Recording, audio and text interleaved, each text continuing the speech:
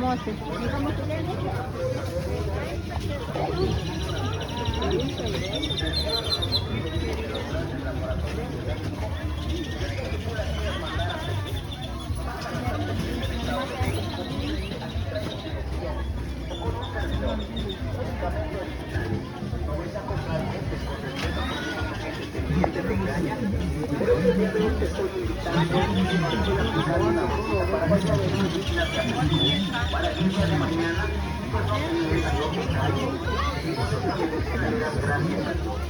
Hay que aplicar las gotas naturales para quitar cualquier enfermedad de la vista, para quitar cualquier enfermedad de los ojos.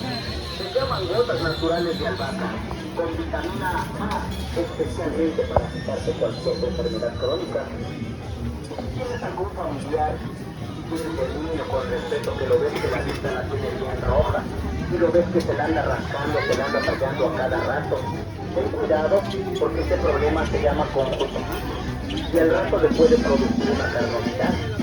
Ya es una enfermedad más fuerte, más crónica. Ten cuidado, con respeto, aplícale una gotita en la mañana y una gotita en la noche en cada ojo. Si la persona sufre de cataratas, sufre de carnosidad, padece del glaucoma, de los ojos de borroso, del lado, empañado, hay que aplicarle dos gotitas en la mañana y dos gotitas en la noche. Antes de ir al trabajo, aplícale dos gotitas.